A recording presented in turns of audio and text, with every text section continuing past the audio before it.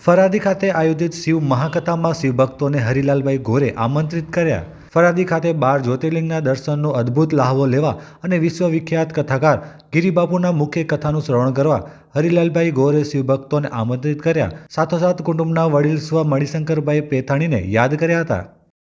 જય ભોલેનાથ. મારું નામ હીરાલાલ નાનજી ગોર.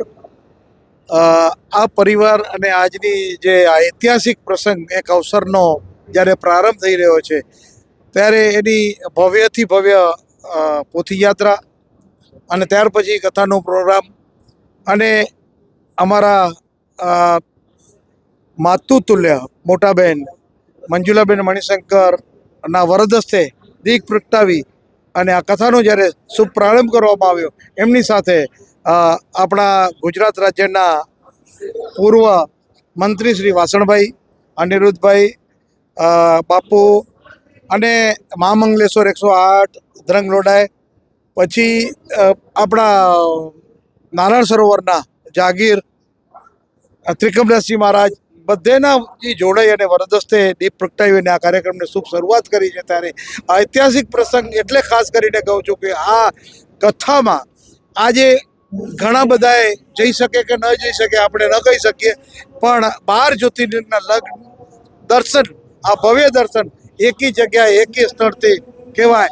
ખરેખર આ ફરાદીની તપોવન ભૂમિને આપણે વંદન કરવું જોઈએ, કારણ કે આ ભૂમિમાં કાંઈક કરણ છે, કાંઈક એવું છે, ત્યારે આવું સરસ મજાનું અને સારામાં સારું કાર્ય થાય. આપણા વંદનીય ગિરિબાપુના સ્વમુખે જ્યારે આ કથાનો પ્રારંભ થઈ રહ્યો છે, ત્યારે અમને અદહદ ખુશી છે.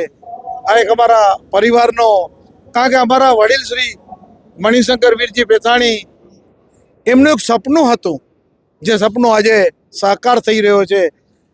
આ ખરેખર એમના આત્માને આજે એટલી ખુશી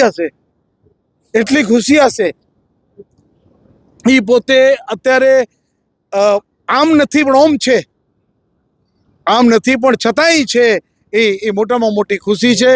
અને આ કથા અમે હાર્દિક આમંત્રણ કહીએ છીએ કે બધાએ આવો, પધારો અને આ કથાનો શ્રવણ કરો, એવી અમારી લાગણી છે. જય ભોલેનાથ,